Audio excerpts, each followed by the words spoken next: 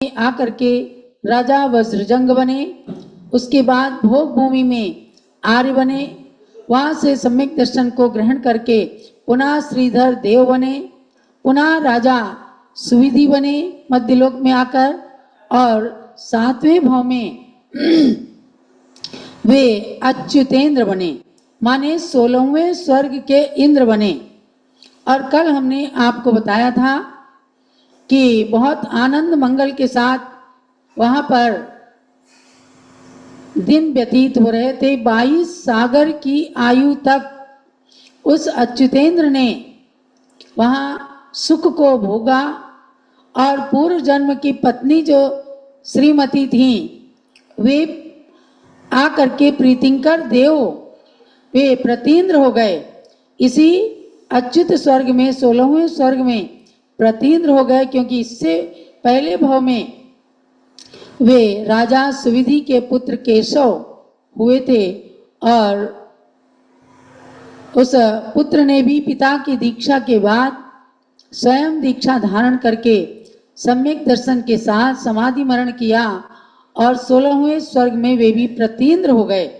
वहाँ पहुंचकर दोनों ने अपने पूर्व भावों को जान लिया, और बड़े ही प्रेम के साथ अकृत्रिम जिन चैत्यालयों की वंदना करते हुए दिवस निकाला। और इस ऋषभ देव चरितम के अंदर पूज्य गण्य ज्ञानमती माता ने ये बहुत सुंदर ग्रंथ लिखा है, ऋषभ देव चरितम। इसी की व्याख्यान माला चल रही है। संस्कृत में ग्रंथ है, बहुत सरल संस्कृत है, फिर भी इसकी ब्राह्मी नाम की टीका हिंदी में है, और उसके अंदर प्रसंगोपात अनेक प्रकार के वर्णन है कि स्वर्ग में जीव कैसे जाता है।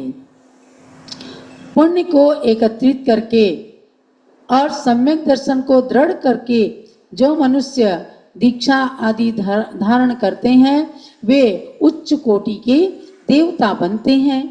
तो यहाँ पर भी ये अच्युतेंद्र बने राजा सुविधि, और वहाँ से अपनी आयु को पूर्ण करके पुनः मध्यलोक में आते हैं। जो हमने 10 भाव भगवान के शुरू किए थे बताने राजा महाबल से, उसके बाद हमेशा वो कभी देवता बनते रहे, कभी मनुष्य बने, कभी देवता बने, कभी मनुष्य बने। केवल एक बार उनको भोग भूमि में आर्य के रूप में जन्म लेने का अवसर आया। वहाँ पर भी उन्होंने सम्यक दर्शन को धारण कर लिया, तो जा करके देवता अच्युत इंद्र बन गए थे। आज अष्टम अवतार की ओर मैं चलती हूँ, केवल इसको शुरू करूंगी, कोई बात नहीं। आज ये व्याख्यान माला है, आज भगवान का मोक्ष कल्याणक हुआ है। आज हम इस ऋषभ देव चरितम के विषय को परिपूर्ण कर सकते थे, लेकिन अभी हम आपको 2-3 भावों में और ले चलेंगे। आज अष्टम अवतार का प्रारंभीकरण कर देती हूँ। सम चतुष्क संस्थानम दधानो वज्रनाभिभाग तस्मै नमोस्तु मे नित्यम वज्रनाभिजिनेशिने। अर्थात वज्र की नाभि जिनके थी, जो सम चतुरस्र संस्थान से सहित तथा वज्र के समान नाभि को धारण करने वाले हैं। कहते हैं कि नाभि के अंदर प्राण होते हैं, और वज्र के समान नाभि कि जिनकी नाभि को कोई छेद ही ना सके, कोई प्राण ना ले सके, ऐसे अकाल मृत्यु से रहित वज्र की नाभि को धारण करने वाले जो हैं, ऐसे उन वज्र नाभि जिनेश को मेरा नित्य ही नमस्कार हो। अर्थात जो वज्र के समान नाभि से सुशोभित हैं और समचतुरस्र संस्थान, यानी पूरा शरीर एकदम एप्रोप्रिएट, जहाँ जितना उसका आंगोपांग का नाप होना चाहिए उसी तरह से एकदम सुंदर। क्योंकि जब भगवान जन्म लेते हैं ना, तो भगवान के समान सुंदर उस समय उस धरती पर कोई नहीं रहता। और पूर्व भाव से अब तो ये वज्रनाभि चक्रवर्ती की पर्याय में 16 कारण भावना भाग करके तीर्थंकर प्रकृति का बंद करने वाले हैं। ऐसी प्रकृति कि जिस प्रकृति को रिजर्व में रहते हुए भी पुण्य के कारण वो जिस माँ के गर्भ में आएंगे उस माँ के भी अंदर इतनी सद्बुद्धि, इतनी तीक्ष्ण बुद्धि आ जाएगी कि वे देवियों के द्वारा चाहे कैसे ही गूढ़ प्रश्न, अटपटे प्रश्न पूछे जाएं, सबका उत्तर देने में माँ जो सक्षम होती है वो उस तीर्थंकर पुत्र के कारण होती है। ऐसे भगवान ऋषभ देव को हम बारंबार नमन करते हैं। यहाँ वज्रनाभि से नाम से तीर्थंकर भगवान का भी स्तवन किया गया है कि अभी तो वज्रनाभि नाम का उनका 8वां अवतार चल रहा है और 10वें भाव में साक्षात तीर्थंकर बनने वाले हैं। साक्षात वज्र के समान उनकी नाभि रहेगी, साक्षात एकदम समचतुरस्र संस्थान वाले होंगे। इसीलिए उन भगवान के लिए जब स्तुति करते हैं तो पढ़ते हैं, नाम तिहारा तारनहारा कब तेरा दर्शन होगा, तेरी प्रतिमा इतनी सुंदर तो कितना सुंदर होगा, तो कितना सुंदर होगा। भगवान की प्रतिमा का स्तवन करते हैं। हे भगवान, जब आपकी प्रतिमा पर ही नयन नहीं टिकते हैं तो आपने जब साक्षात जन्म लिया होगा आपके रूप को देखने के लिए तो सौधर्मेंद्र कितना लालायित रहता है। ये 2 पंक्तियां हमने आज से लगभग 40 साल पहले बनाई और पूरे भजन को बनाया। 2 पंक्तियां तो लोगों ने ले ली और अपने अपने भावों को अलग अलग संजोने लग गए और इसके अंदर मान तुंगाचार्य की पंक्तियों को हमने संजोया है। पृथ्वी के सुंदर परमाणु सब तुझ में ही समा गए, केवल उतने ही अणु आकर तेरी रचना बना गए, इसीलिए तुझ सम सुंदर नहीं कोई नर सुंदर होगा, तेरी प्रतिमा इतनी सुंदर तू कितना सुंदर होगा, तू कितना सुंदर होगा। अर्थात तावंत एव खलु ते प्रणवा पृथिव्याम यत्ते समानम परम नई रूपमस्ति। अर्थात हे भगवान, पृथ्वी पर केवल उतने ही परमाणु थे जिनसे आपकी रचना बन गई और कोई परमाणु किसी के पास नहीं गए, इसीलिए आपके समान कोई सुंदर इस धरती पर नहीं है। ऐसे भगवान का सुमिरन करने मात्र से, उनकी कथा भी सुन लेने से महान पुण्य का बंध होता है। तो ये हमने भगवान ऋषभ देव के 8वें अवतार का केवल मंगलाचरण किया है। आज हमारे बीच में न्यू जर्सी अमेरिका से सनत भाई शाह और मीना बहन शाह, सुरेंद्र भाई शाह, भावना बहन शाह, चिंतामणि बहन शाह परिवार सहित आए हैं। हमें डॉक्टर जीवन प्रकाश जी ने बताया, आपके भगत है ना। और जब न्यू जर्सी गए डॉक्टर जीवन प्रकाश जी, अभी 10 लक्षण पर्व में आप सबने बहुत ही रुचि से इनके प्रवचनों को सुना है। पूज्य माता जी के स्वास्थ्य के कारण इनको बीच में आना पड़ा था, लेकिन आप सब ज्ञानमती माता जी ने सन 2000 में इस ग्रंथ को संस्कृत में लिखा। आदि पुराण आदि अनेक ग्रंथों के आधार से भगवान ऋषभ देव के 10 भाव पूर्व का इसके अंदर चित्रण किया है। तमाम प्रथमान योग के साथ साथ करणान योग, जैन भूगोल भी इसके अंदर दिया है। उसकी व्याख्यान माला चल रही थी, बीच में थोड़ा सा व्यवधान आया। आज मैं आपको 8वें अवतार के रूप में, यानी भगवान ऋषभ देव ने राजा महाबल की पर्याय से 10 भाव पूर्व से मोक्ष जाने की तैयारी में अपने सम्यक दर्शन को दृढ़ किया था। प्रथम भाव राजा महाबल का, दूसरा भाव ललितांग का, तीसरा भाव राजा वज्रजंग का और चौथा भाव देवता के रूप में उन्होंने निकाला। राजा वज्रजंग के बाद भोग भूमि के आर्य हुए। 5वें भाव में श्रीधर देव की पर्याय को प्राप्त किया। 6ठे भाव में राजा सुविधि कुमार बने और उन्होंने पहले क्षुल्लक दीक्षा लेकर पुनः मुनि दीक्षा लेकर के और आगे जाकर के वो 7वें भाव में अच्युतेंद्र यानी 16वें स्वर्ग के इंद्र बन गए।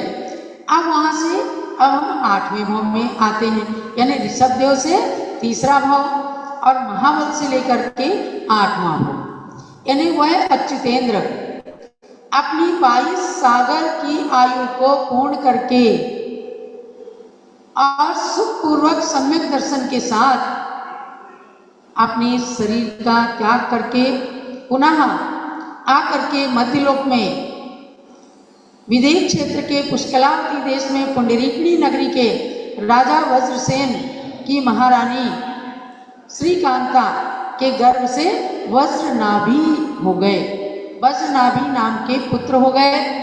कालांतर में जाकर ये वज्रनाभि चक्रवर्ती बनते हैं, यानी इनके पिता वज्रसेन ने दीक्षा धारण कर ली और वज्रनाभि को राजा बना दिया।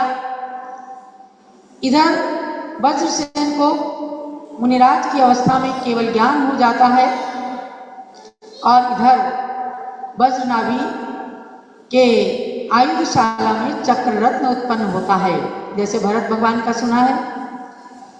पहले वे अपने पिता 3 लोक के नाथ भगवान के केवल ज्ञान कल्याणक में जाकर वहां पूजा करते हैं, पुनः आकर के चक्र रत्न का सत्कार करके और चक्र रत्न को लेकर के 6 खंड की वसुधा को जीतने के लिए चलते हैं और चक्रवर्ती बनकर के वापिस अपनी नगरी में आते हैं। समय बीतता जाता है, फिर वज्रनाभि चक्रवर्ती ने भी 6 खंड के राज्य को छोड़ करके और जाकर अपने पिता के समशरण में ही जैनेश्वरी दीक्षा धारण कर ली। महापुरुषों का यही जीवन रहा है कि जे कम में सूरा ते धम में सूरा, वे कर्म में भी सूरवीर रहते थे और जब उसको छोड़ देते थे राज्य को, मुनि बन जाते थे, तो उस परिग्रह की ओर, उस राज्य की ओर, उस संपत्ति की ओर, उस महल की ओर कभी भी पीछे मुड़ करके देखते भी नहीं थे। वज्रनाभि चक्रवर्ती ने भी यही किया और भगवान के अपने पिता के समशरण में भी उन्होंने तीनों लोकों में क्षोभ उत्पन्न करने वाली तीर्थंकर प्रकृति का बंद कर लिया। मैं स्वाध्याय कर रही थी, इस ऋषभ देव चरितम का बहुत ही सुंदर वर्णन किया है ज्ञानमती माता ने। 16 भावनाओं का खूब अच्छा चित्रण किया है। 6 खंड की वसुधा को जीता, उन 6 खंडों के राज्य के बारे में बताया कि किस किस तरह से उन्होंने 6 खंड पर विजय प्राप्त की। तो इस ग्रंथ को आपको अवश्य में पढ़ना है और ऋषभ देव चरितम को अपने अपने मंदिरों में भी रखिए। 1 बार पढ़ें, 2 बार पढ़ें, जितनी बार पढ़ते हैं उतनी बार ही नया नया प्रकरण आ जाता है, क्योंकि आदि पुराण बहुत मोटा है, 2 भाग हैं और उत्तर पुराण भी पढ़ें 3 भाग हो जाते हैं। तो इस ऋषभ देव चरितम के अंदर आपको भगवान ऋषभ देव का खूब अच्छा वर्णन प्राप्त हो जाएगा। तो उन्होंने तीर्थंकर प्रकृति का इस भाव में बंद कर लिया और आगे जाकर के फिर वे सर्वार्थ सिद्धि के अहमेंद्र के रूप में पहुंच जाते हैं। माने अब तो भगवान बनने के ही निकट में है। देवता का वैभव, इंद्र का वैभव भी उनको लुभा नहीं पाता है, लेकिन ये भाव है, ये भावावली है उनकी कि इससे हम जानते हैं कि किस प्रकार से जीव जब उत्थान करना प्रारंभ करता है तो आगे जाकर के हमेशा उत्थान ही उत्थान होता चला जाता है और अच्छे अच्छे शुभ निमित्तों के कारण वह मोक्ष मार्ग में चलकर साक्षात मोक्ष को कैसे प्राप्त करता है। इस बात को जानना है तो आपको प्रथमान योग के ग्रंथ पढ़ने पड़ेंगे। आपको जानना होगा कि ये हमारे आदर्श हुए हैं और हम आज किस प्रकार से संसार में रहकर, मैं कहती हूँ जो दाम्पत्य जीवन के अंदर हैं उन्हें भी इन महापुरुषों के जीवन से कुछ सीखना है कि human life is a gift, accept it human life is a love, enjoy. लेकिन इंजॉय कैसा करें? केवल इंद्रिय विषय भोगों का नहीं, आध्यात्मिक आनंद भी लें। इन गुरुओं के पास जाकर के और अपने दाम्पत्य जीवन की सफलता का सार पूछें कि हमारा जीवन कैसे आगे सफल हो सकता है। चाहे किसी के 25 साल बीते, 50 साल बीते, लेकिन वो सब बेकार हो जाते हैं अगर आगे सम्यक दर्शन दृढ़ कर लेते हैं। आज पाटनी परिवार ने आकर के सुंदर विधान किया, पंच परमेष्ठियों का स्मरण किया, अपने पुत्र और पुत्रवधू को बताया कि हमारी प्राचीन गुरु हैं ज्ञानमती माता जी। कलकत्ते के अंदर सन 1963 में इन्होंने चातुर्मास करके और छोटी सी उम्र के अंदर, जब इनकी आयु केवल 28-29 साल की थी, ऐसा ऐतिहासिक चातुर्मास आपके कलकत्ता के भरतचंद सरावगी, अमरचंद पहाड़िया और हमारे पाटनी जी, क्या कल्याण जी पाटनी, सब याद करते थे कि ज्ञानमती माता जी जैसा हमने ज्ञानी साधु नहीं देखा कि कोई भी बात करती हैं मन से नहीं, प्रूफ के साथ, शास्त्र के प्रमाण के साथ बात करती हैं। ऐसे प्रमाणों को इकट्ठा करके इन्होंने 500 से अधिक जो ग्रंथ लिखे, उसी में मेरी इच्छा हुई कि ऋषभदेव चरितम का रसास्वादन भी आपको कराया जाए। प्रोफेसर टीकम चंद जी, अभी हमने कुछ दिन पहले ही 15-20 दिन पहले अष्टसहस्री सप्ताह के नाम से अष्टसहस्री ग्रंथ का कुछ लोगों को स्वाध्याय कराया कि आप जाने संसार में रह करके, मिथ्यात्व में पढ़ करके, गलत श्रद्धान करके हम अपनी आत्मा के साथ कैसे अन्याय कर रहे हैं। तो आत्मा के साथ न्याय करने के लिए ऐसे ग्रंथ को पढ़ना आवश्यक है। और हमें विद्वान ही नहीं मिले। आज अष्टसहस्री को जानने वाले, पढ़ने वाले कोई विद्वान नहीं मिल पाए। जो पुराने थे वो सब चले गए, पंडित दरबारी लाल जी कोठिया, पंडित कैलाश चंद्र सिद्धांत शास्त्री, ये सब चले गए। तो लेकिन लोगों ने कम से कम ये जाना कि हमारा ईश्वर जो है सृष्टि का कर्ता नहीं है। ऐसी अनेक बातें अष्टसहस्री के अंदर बताई गई है कि जीव अपने कर्म का कर्ता स्वयं में है। तो भव्यात्माओं, मैं आपको ऋषभदेव चरितम के माध्यम से आत्मा के साथ न्याय करने की बात को बताती हूँ कि गृहस्थ में रह करके भी ये जीव गृहस्थ के कर्तव्यों का पालन करने के पश्चात मोक्ष मार्ग में प्रवर्तन कर सकता है। ऐसा नहीं है कि जिन्होंने विवाह नहीं किया केवल वही लोग मोक्ष मार्गी हैं। सभी लोग जब वैराग्य आ जाए तो कहते हैं जीवन के किसी भी क्षण में वैराग्य उपज सकता है। संसार में रहकर प्राणी संसार को तज सकता है। सब लोग संसार में ही रहे हैं और संसार पूर्वक ही मोक्ष होता है। ऐसा कभी नहीं है कि अनादिकाल से कोई जीव मोक्ष ही मोक्ष को जानता हो या मोक्ष में ही रहता हो। जब संसार है तो उसको छोड़ करके ही मोक्ष को प्राप्त करता है। तो भव्यात्माओं, वज्रनाभि चक्रवर्ती, इन्हीं की आज वैराग्य भावना पड़ी जाती है। इविधि राज कर्यो नर नायक, होगे पुण्य विशालो, सुख सागर में रमते निरंतर, जात न जान्यो कालो। काल निकल जाता है, पता ही नहीं चलता है। तो वहाँ अपने काल को सुरक्षित करना है। ऐसे वज्रनाभि चक्रवर्ती, इन्हीं वज्रनाभि चक्रवर्ती जो भगवान ऋषभदेव के पूर्व के जीव थे, कैसे उन्होंने चक्रवर्ती की संपत्ति को छोड़ा और कैसे हम उनके मार्ग का अनुसरण करें, यही इन ग्रंथों के पढ़ने का सार रहता है। तो अब 2 मिनट के लिए मैं चाहूंगी शशि पाटनी, इन्होंने हमें सुबह